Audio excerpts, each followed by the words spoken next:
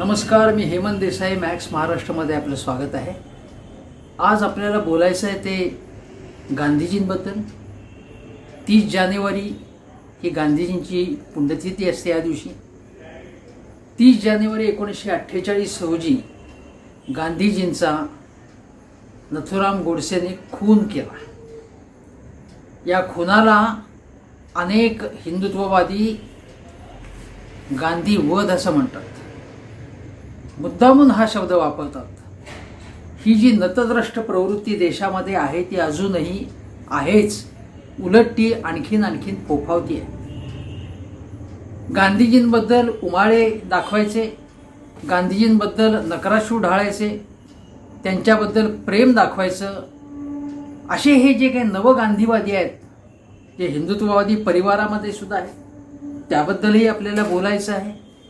परंतु या निमित्ताने आपल्याला अधिक चर्चा करायची आहे ती प्रसिद्ध विचारवंत रावसाहेब कसबे यांच्या गांधीजींबद्दलच्या नव्या ग्रंथाबद्दल.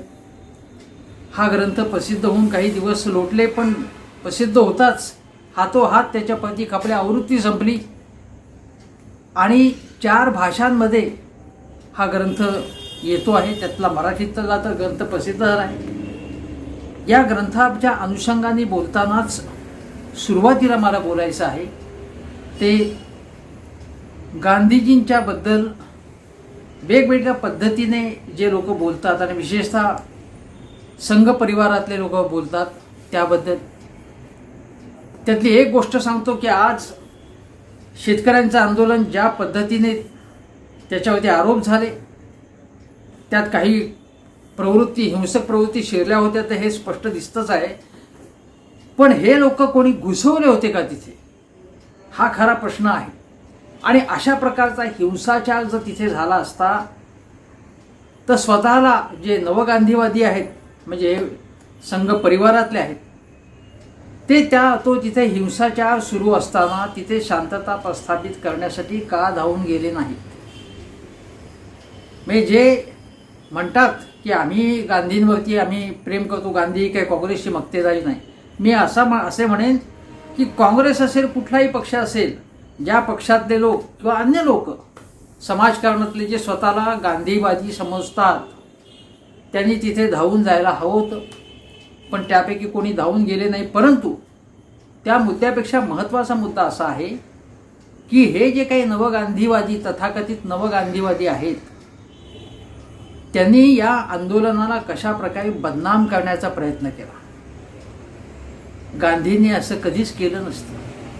मी अजून एक उदाहरण सांगतो आपल्याला की सीएए नागरिकत्व कायद्याच्या संदर्भातलं जे आंदोलन सुरू होतं त्यावेळी नरेंद्र मोदी असतील किंवा अमित शहा यांनी गांधीजींचा उल्लेख असा केला की गांधीजीच असं म्हणाले होते की शेजारच्या देशातले, अगदी पाकिस्तानसुद्धा असो, तिथले हिंदू किंवा शीख ज्यांच्यावरती तिथे अन्याय होत असेल त्यांना या देशात यायला परवानगी आहे, त्यांचं इथे स्वागत आहे, म्हणजे भारतामध्ये. हे गांधीजी म्हणाले होते असं ते म्हणतात. पण त्यांनी हे जे उदाहरण दिलं गांधीजींचं ते पूर्णपणे अर्धवट दिलेलं आहे. गांधीजींनी म्हटलेलं होतं की पाकिस्तानमधले हिंदू असतील, शीख असतील, एवढंच नव्हे तर मुसलमान आणि जे मुसलमानामध्ये शिया आणि सुन्नींच्या शिवाय आणखीन काही लोक आहेत, आणखीन काही पंथाचे, आणखीन काही पोडभे जे आहेत, ते जे आहेत लोक, त्यांना त्यांच्यावर सुद्धा तिथे अन्याय अत्याचार होत असेल, म्हणजे ख्रिश्चनांवरती तिथे अन्याय अत्याचार होत असेल, त्यांना तिथे कम्फर्टेबल वाटत असेल तर त्यांनी भारतामध्ये यावं असं गांधीजी म्हणाले होते.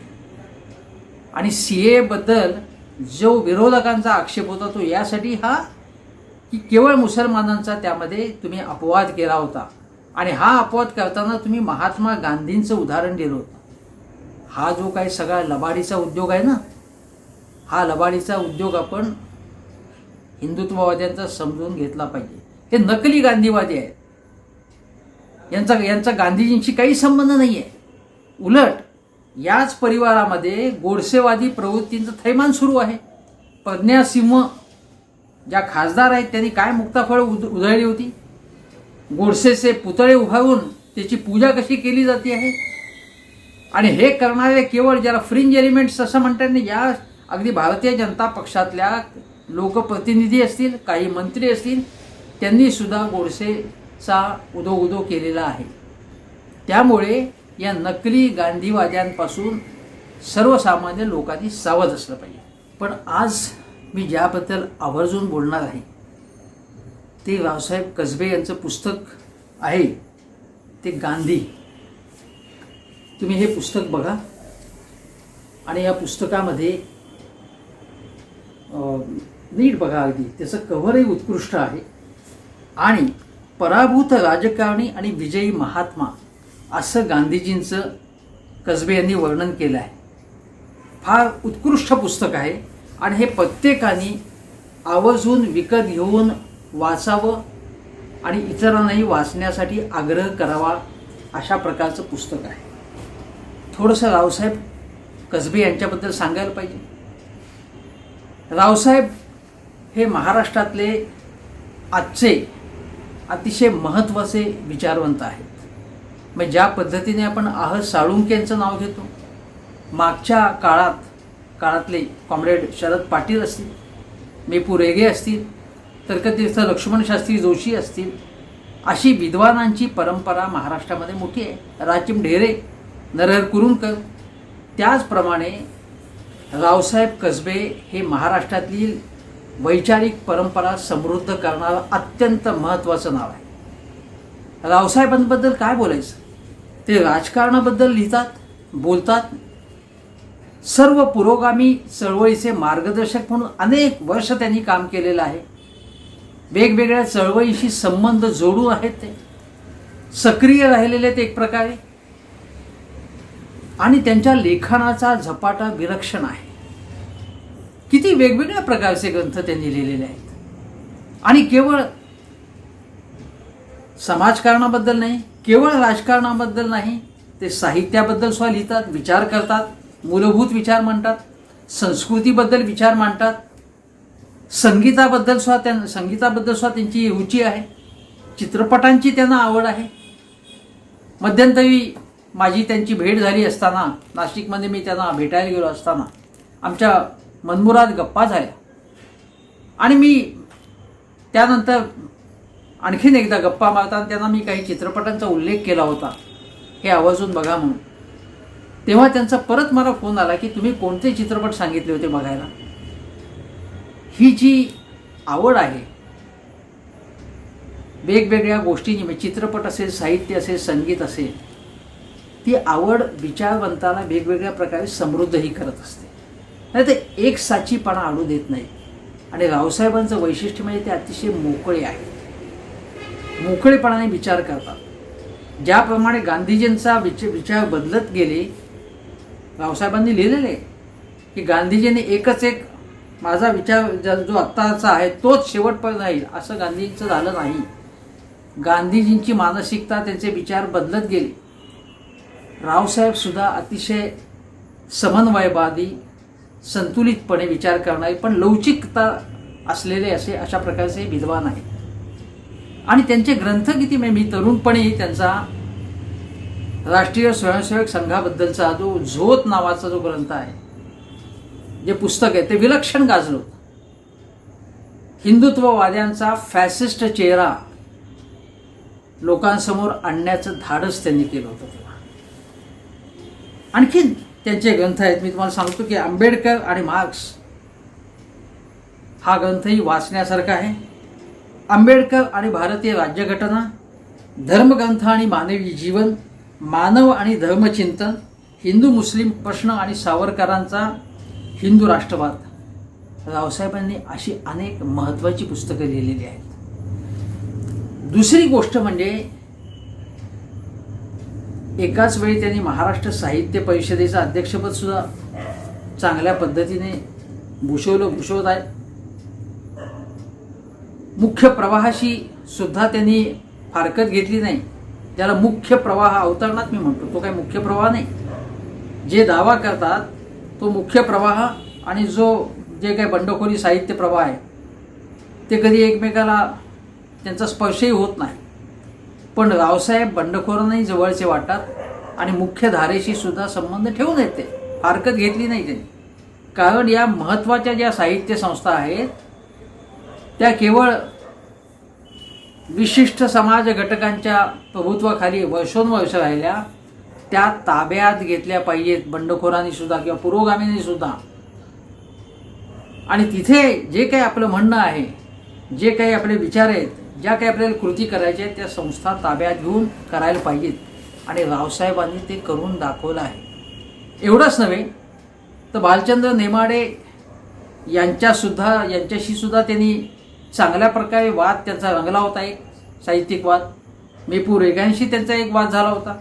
आणि असे वाद जे असतात त्या वादांमधनं अनेक गोष्टी समोर येतात आणि समाज विचार समृद्ध होतो. पॉप्युलर विचार मांडणं, मोघम सगळ्यांना सामावून घेण्याच्या नावाखाली कुठेही लोकांना टोचणी द्यायची नाही, लोकांना कुठे लोकांना न आवडणारे विचार मांडायचेच नाहीत, असं रावसाहेबांनी केलं नाही. उलट मी तुम्हाला सांगतो की मराठा आरक्षणासंदर्भात जेव्हा मोर्चे निघत होते तेव्हा त्यावेळी ओबीसींच्या बाजूची सुद्धा काही जी काही भूमिका आहे ती रावसाहेबांनी धाडसाने मांडली. हे अतिशय महत्त्वाचं आहे. म्हणजे जो पॉप्युलर विचार असतो त्याच्या विरोधी विचार मांडण्याचं धाडस विचारवंताकडे असलं पाहिजे. विचारवंतांनी जर कच खाल्ली तर त्याचा उपयोग काय, त्या विचारवंताचा उपयोग काय समाजाला. रावसाहेब हे समाजाला मार्गदर्शक वाटतात ते यासाठी की ते समाजाला काही न आवडणाऱ्या गोष्टीसुद्धा सांगतात आणि त्यामुळे समाज विचार करण्यासाठी प्रवृत्त होतो आणि त्याच्यातनं काहीतरी प्रगती होते, काहीतरी दिशा मिळते. रावसाहेबांच्या बद्दल बोलताना या सगळ्या गोष्टी मला सांगणं महत्त्वाचं वाटतं. रावसाहेबांचे गांधी हे वेगळे आहेत. इतरांना दिसलेले गांधी आणि रावसाहेबांचे गांधी यात खूपच फरक आहे. त्यांची नजर वेगळी आहे, त्यांची विचार करण्याची दृष्टी वेगळी आहे. अलीकडे आपल्याला माहिती असेल की अरुंधती रॉय यांचं एक पुस्तक पेंग्विननी काढलं होतं आंबेडकर आणि गांधी यांच्या संदर्भात. त्यामध्ये बघितलं तर आपण गांधीजींच्या गांधींची जी काही प्रतिमा आहे ती प्रतिमा जिचं भंजन होईल अशा प्रकारच्या काही गोष्टी लिहिल्या आहेत. त्यांना त्याचं म्हणण्याचं स्वातंत्र्य आहे, लिहिण्याचं स्वातंत्र्य आहे, पण तशा गोष्टी त्यामध्ये लिहिलेल्या आहेत. गांधीजींबद्दल अनेक पुस्तकं आहेत. स्वतः महादेवभाई देसाईंनी खूप लिहून ठेवलेले, B.R. नंदा असतील, कितीतरी लोकांनी गांधीजींबद्दल लिहिलेलं आहे, चिंतन केलेलं आहे. पण रावसाहेबांनी जे या पुस्तकाची रचना केली आहे आणि त्यामधनं जे काही वेगळी निरीक्षणं नोंदवली आहेत ती खरोखरीच बघण्यासारखी आहेत, विचार करण्यासारखी आहेत. तिची अनुक्रमणिका मी तुम्हाला सांगतो बघा. सत्यशोधक राजकारणी म्हणजे हा जो विभाग पहिला आहे त्यामध्ये गांधीपूर्व भारत तिची सगळी ऐतिहासिक पार्श्वभूमी जी आहे गांधींच्या अगोदरची ती त्यांनी सांगितलेली आहे.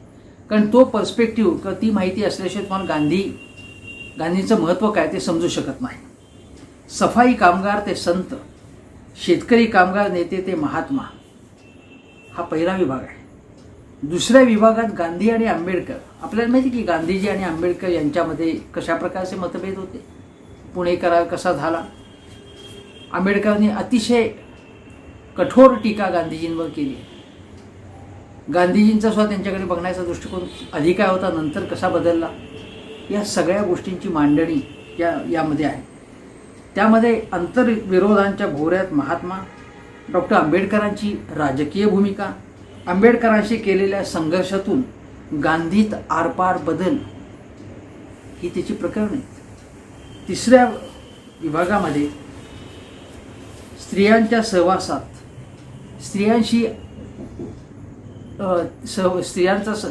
सहवासात आल्यानंतर गांधीजींची बघण्याची दृष्टी कशी होती, स्त्री पुरुष जीवनाकडे, स्त्रियांकडे बघण्याची दृष्टिकोन कसा होता.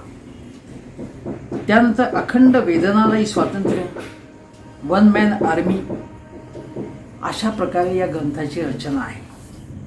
आता मला त्यामध्ये या सगळ्या ग्रंथामध्ये मला सगळ्यात अतिशय महत्त्वाचं इंटरप्रिटेशन त्यांचं वाटलं स्वातंत्र्य चळवळीच्या संदर्भामध्ये. त्यातला काही भाग मी आपल्याला वाचून दाखवत होतो, अगदी काळजीपूर्वक ऐका. भारतीय राष्ट्रीय काँग्रेस पूर्णपणे प्रस्थापित शक्तींच्या हातात जात होती. स्वातंत्र्य मिळण्या अगोदरचे दिवस आहेत. पटेल आणि प्रसाद त्या शक्तीचे हस्तक बनलेले होते, म्हणजे वल्लभभाई आणि राजेंद्र बाबू. काँग्रेस पक्षातील बहुमत त्यांच्याकडेच होते. नेहरूंची कोंडी होत होती तरी त्यांच्याकडेही स्वतःची एक समाजशक्ती होतीच. काँग्रेसचा उद्देश आता गांधींना नेहरूंपासून पूर्णपणे तोडण्याचा होता. जे गांधी भारताला स्वातंत्र्य मिळवून देऊ शकतात तेच जर नेहरू आणि जयप्रकाश नरेंद्र देव यांच्या पाठीशी उभे राहिले तर ते भारत समाजवादीही घडवू शकतात, म्हणजे भारतामध्ये समाजवाद आणू शकतात. याची जाणीव भांडवलदार, जमीनदार आणि संस्थानिकांना होती, हे लक्षात घ्या. पण म्हणजे आज आपण म्हणतो ना की कॉर्पोरेट शाही, अदानी अंबानी वगैरे, तेव्हाची सुद्धा कसं एकूण सगळं जग होतं भारतातलं ते बघा. गांधीजींच्या खुनासाठी कोणी द्रव्य सहाय्य केलं, कोणी साधने पुरवली, हे आता गुपित राहिलं नाही. कोणी हे केलं त्याचा काही तपशील आहेच, या ग्रंथामध्ये आहे, वाचायला मिळेल. गांधींनी 13 जानेवारी 1948 रोजी दिल्लीत शेवटचे उपोषण ठेवले. त्यावेळी समाजवादी नेते पुरुषोत्तमदास, त्रिकमदास एक दिवस त्यांच्या भेटीला आले असताना त्यांच्यात झालेल्या संवादांवरून गांधी समाजवादाचे हात बळकट करणार हे निश्चित झाले. 20 जानेवारीला गांधींच्या प्रार्थनास्थळी बॉम्बस्फोट झाला तरीही त्यांच्या सुरक्षेकडे अक्षम्य दुर्लक्ष झालं गांधीजींच्या, हे लक्षात घ्या. ही सुरक्षेची जबाबदारी कोणाची होती हेही आपल्याला माहिती आहे. शेवटी 30 जानेवारीला खून झाला. हा खून केवळ उन्मादी हिंदू राष्ट्रवादी शक्तींनी केला हे अर्धसत्य आहे, लक्षात घ्या. त्यात त्यांना द्रव्य आणि साधने पुरवणाऱ्या भांडवली आणि सामंती शक्तींचाही समावेश होता.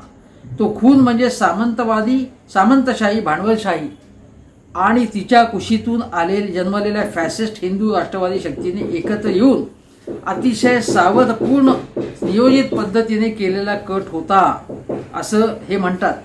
म्हणजे हे लक्षात घ्या तुम्ही.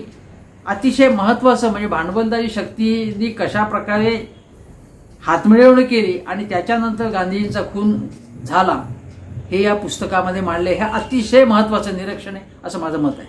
म्हणजे गांधीजींचा खून, गांधीजींची हत्या कोणत्या प्रवृत्तीने केली, त्यामागे कोणत्या शक्ती होत्या, हिंदुत्ववादी शक्ती होत्या हे सगळ्यांना माहिती. त्या शक्तींमागे प्रेरणा कोणाच्या होत्या तेही माहिती आहे. त्याचे पुरावे काही देण्यात आपण देऊ शकतो. त्यावेळी त्याची बरीच चर्चा झाली आहे. म्हणून ते परत तेच वादाचे विषय मी उकरून काढत नाही. पण याच्यातलं जे वेगळं इंटरप्रिटेशन त्यांनी केलं, भांडवलवादी शक्ती कशा होत्या, ज्यांना समाजवाद या देशामध्ये नकोच होता. पुढे रावसाहेब काय म्हणतात, ते असं म्हणतात की भारत स्वतंत्र होण्यापूर्वीच भारतात स्वातंत्र्यानंतर लगेच हिंदू राष्ट्र स्थापन होणार नाही याची खात्री हिंदुत्ववाद्यांना झालेली होती. कारण भारतात संविधान सभेची स्थापना होऊन तिचे कामकाजही सुरू झाले होते. तिची पहिली बैठक 9 डिसेंबर 1946 झाली. तिच्यात पंडित नेहरूंनी राज्यघटनेच्या उद्दिष्टांचा ठराव मांडला, म्हणजे ऑब्जेक्टिव्ह रेझोल्युशन म्हणतात. त्याला वर्किंग कमिटीने आदल्या रात्रीच मान्यता दिली होती. त्यामुळे भारतीय राजकारण हिंदुत्ववाद्यांच्या हातातून निसटले होते. हिंदुत्ववाद्यांना गांधीजींच्या खुनामुळे अराजक फैलावून हिंदू समाजावर सांस्कृतिकदृष्ट्या आपली पकड घट्ट करून भविष्यकाळात हिंदू राष्ट्र निर्माण करण्यासाठी वातावरण सतत तापत ठेवायचे होते. तर भांडवलशाहीला गांधींना नेहरू आणि समाजवाद्यांपासून कायमचेच दूर करायचे होते. त्याचा परिणाम गांधींच्या स्वप्नभंगात झाला. गांधी ज्या प्रस्थापित समाजशक्तीच्या वाघावर 1920 सालापासून स्वार झाले होते, तो वाघ नरभक्षक होता.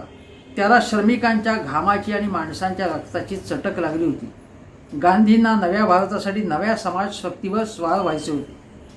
ते त्याच्या पाठीवरून उतरण्याच्या प्रयत्नात खाली कोसळताच त्या वाघाने त्यांना गिळंकृत करून टाकले.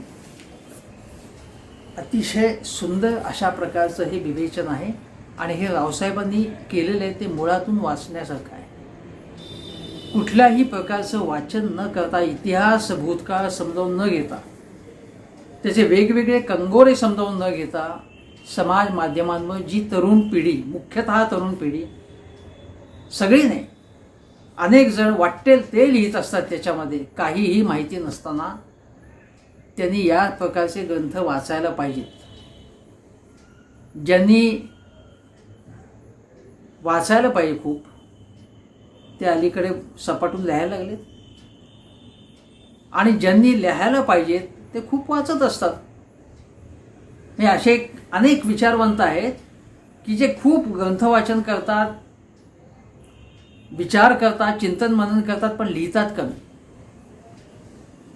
ते मोठे असतात ते विचारवंत, ज्यांना वाटतं की आपलं ज्ञान कमी आहे, ज्ञानाच्या कक्षा रुंदवायला पाहिजेत, आपल्या रुंदवायला पाहिजेत, म्हणून सतत ज्ञानाची आराधना करत असतात. तपस्व्याप्रमाणे अक्षरशः ज्ञान संपादन करण्यामध्ये गर्क असतात. ते लिहितात कमी.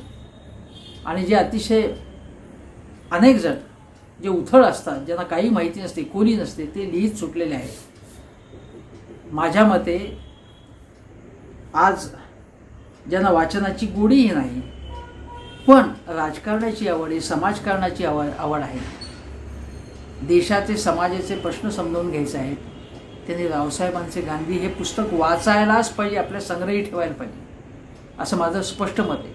पण या निमित्ताने मला आणखीनही काही गोष्टी सांगायच्या आहेत, आणि त्या अधोरेखित करतानाच मला आजच्या काळाकडे सुद्धा थोडंसं बघायचं. रावसाहेबांचं स्पष्ट असं मत आहे की गांधीवाद असा काही नाही आहे, तो काही इझम नाही आहे. म्हणजे एखादा समाजवाद जसा आहे किंवा भांडवलवाद आहे, अशा प्रकारचा गांधीवाद हा कुठला अशा प्रकारचा इझम नाही.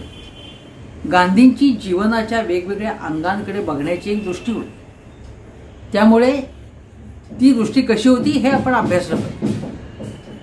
पण अमुक गोष्टी केल्या, अमुक धोरणं राबवली म्हणजे गांधीवाद, अशा प्रकारची काही गोष्ट नाही आहे, असं स्पष्टपणे सांगण्याचं धाडस रावसाहेबांकडे आहे. त्यांचं असं म्हणणं आहे की डॉक्टर बाबासाहेब आंबेडकर, म्हणजे आंबेडकरांचे जे अनुयायी, ते गांधीजींकडे कशा पद्धतीने बघत होते, त्याला कशा मर्यादा होत्या, चुका होत्या, हे रावसाहेब दाखवून देतात, अनेक पुस्तकांमध्ये दाखवून देतात. आणि गांधीजींच्या सुद्धा चुका, गांधीजींच्या मर्यादा त्याही सांगतात. सगळ्या पुस्तकामध्ये गांधीजींचा उदो आहे, नुसती आरती ओवाळली असं अजिबात नाही. पण गांधी हा माणूस कशा प्रकारे मोठा होता ते अतिशय उत्कृष्ट, म्हणजे अतिशय वाचनीय भाषेमध्ये, वृक्ष भाषेमध्ये लिहिणं हा रावसाहेबांचा स्वभाव नाही. अतिशय वेधक भाषेत, रसरशीत शब्दामध्ये, रसरशीत पद्धतीने रावसाहेब हे आपल्याला समजावून सांगतात, सोप्या पद्धतीने समजावून सांगतात. हा माणूस कसा वेगळा होता, कसा मोठा होता, आणि तो माणूस होता, तो महात्मा होता, पण माणूसच होता तो, तुमच्या आमच्या का हेही दाखवून देतात. आज महात्मा गांधींना, मी जेव्हा स्वच्छता अभियान सुरू होतं तेव्हा महात्मा गांधींनी फक्त स्वच्छतेचा संदेश दिला, अशा प्रकारे गांधीजींना एक प्रकारे एका छोट्याशा कप्प्यामध्ये बसवण्याचं काम झालं. गांधीजींच्या अनेक ठिकाणी पुतळे उभारले गेले, काँग्रेसच्या काळात, पण आत्ता सुद्धा गांधीजींच्या पुण्यतिथीनिमित्त, 150व्या जयंतीनिमित्त वेगवेगळे कार्यक्रम झाले, उपक्रम झाले. परंतु गांधीजींनी देशाला जो काही वारसा दिला तो जपण्याचा प्रयत्न होतो का? मी साधी गोष्ट, म्हणजे आता सर्व धर्म समभाव आणि धर्मनिरपेक्षता हे वेगवेगळ्या गोष्टी आहेत, रावसाहेब सांगतात ना. सार्वजनिक जीवनामध्ये इहवादी असलं पाहिजे, त्याच्यामध्ये धर्माचा हस्तक्षेप असू नये. धर्मनिरपेक्षता म्हणजे शासन व्यवस्था ही ती कुठल्याही धर्माच्या हा जवळचा तो दूरचा असं नसतं, आणि शासन व्यवस्थेच्या कारभारात धर्माचा हस्तक्षेप नसतो. धर्मसत्ता आणि राजसत्ता वेगवेगळी असते, पण धर्मसत्ता ही अनेकदा राजसत्तेपेक्षा मोठी असते असं मानणारे जे आहेत पुन्हा येईनवाले, तेही आपण बघितलेले आहे. सुदैवाने या पुण्याईन वाल्यांनी अलीकडे एक मोठं वक्तव्य केलं, त्याचं मी स्वागत केलं. ते असं की गोडसेचा गौरव करण्याचं कारण नाही, निदान तोंड देखलं का होईना त्यांनी हे सांगितलं, हे बरं झालं. पण हे सांगत असतानाच त्यांच्या पक्षात किंवा त्यांच्या जवळपासचे लोक आहेत, परिवारातले लोक आहेत, ते गोडसेवादी प्रवृत्तींचा उदो करत असतात. म्हणजे एकाच वेळी गांधीजींच्याबद्दल प्रेम दाखवायचं, एकाच वेळी गोडसेच्या प्रेम दाखवायचं, हे कमाल आहे. गांधीजींची जी धार्मिक सहिष्णुता, एकूणच सहिष्णुता गांधीजींची होती, ती सहिष्णुता आता लोप पावलेली आहे. गोरक्षकांचा धिंगाणा आपण बघितला, लिंचिंग कशा प्रकारे झालं आपण बघितलं. आणि केवळ फिजिकल लिंचिंग नाही, आपल्या शाब्दिक हिंसेने लोकांना घायाळ करणारी, गोली मारो सालों को या पद्धतीने घायाळ करणारी आपण लोक बघितली. या शाब्दिक हिंसेबद्दल तोंड देखलं का होईना, पण अमित शहांनी सांगितलं आपल्याच पक्षातल्या सहकार्याने की असं बोलू नका. पण स्वतः अमित शहा आणि नरेंद्र मोदी यांनी सुद्धा पेहरावानं माणसं ओळखू देतात. तुम्हाला हे पसंत नसेल, पाकिस्तानमध्ये जा, अशा प्रकारची अशा आशयाची वक्तव्य ते आणि त्यांच्या साजिंद्यांनी, त्यांच्या सहकार्याने केलेली आहे. तेव्हा गांधीजींबद्दलचे हे जे काही प्रेमाचे जे काही हे सगळे हे जे काही आपण मुखवटे बघतो ते आपण बघत आहोत. भारतीय जनता पक्षाने 1980 साली गांधीवाद स्वीकारला होता. त्यामध्ये मतं मिळत नाहीत म्हणून मग हिंदुत्ववाद त्यांनी स्वीकारला आणि त्याचे रिझल्ट त्यांना मिळाले. आता एस्टॅब्लिश झाल्यानंतर पूर्णपणे आता गांधीवाद तोंड देखलं गांधीजींचं प्रेम दाखवायला, गांधी प्रेमाचे सोहळे करायला काय जाते. पण ही इव्हेंटबाजी, ही केवळ स्टंटबाजी, हा गांधीजींच्या राजकारणाचा आत्मा नव्हता. हे या लोकांना कधी कळणार नाही. पण सर्वसामान्य माणसांनी, निदान आपल्या मराठी लोकांनी, महाराष्ट्रातल्या लोकांनी गांधीजी नेमके कसे होते हे समजावून घेण्यासाठी रावसाहेबांचे गांधी कसे होते हे समजावून घेण्यासाठी मी जे रावसाहेबांना जे गांधी, रावसाहेब कसबे यांना जे गांधी दिसले ते खरे ते आपण समजून घेतले पाहिजे. आपल्याला गांधींबद्दल वरवरची माहिती असेल तर ती अधिक सखोल माहिती आपल्याला असली पाहिजे, संदर्भ माहिती असले पाहिजे, आसपासचे संदर्भ, गांधींबद्दल कशा नजरेतनं बघायला पाहिजे हे आपल्याला कळून घेतलं पाहिजे. त्यासाठी मी स्वतः महादेवभाई देसाई असतील किंवा अनेकांची अनेक पुस्तकं वाचलेली आहेत, पण मला हे पुस्तक वेगळं वाटलं. कुठलं पुस्तक? पुन्हा एकदा सांगतो, गांधी, रावसाहेब कसबे यांचं गांधी हे पुस्तक. हे आपण आवर्जून वाचा, त्यावरती विचार करा. आज मुद्दामून मला याबद्दल बोलावं असं वाटलं आणि ते आपण ऐकून घेतलं. त्याबद्दल पुन्हा विचार करा आपण आणि गांधीजींना समजून घ्या. तुम्ही इतर कोणाच्या मला काय म्हणायचं आहे आपल्याला लक्षात येईल. जे कोणी भाषणबाजी ओच करतात त्यांच्याकडनं समजून घेण्याचं काही कारण नाही. तर रावसाहेब कसबे असतील, रामचंद्र गुहा असतील, B.R. नंदा असतील, अनेक जण असतील, त्यांचे ग्रंथ वाचा, विचार करा आणि मगच व्यक्त व्हा. नमस्कार.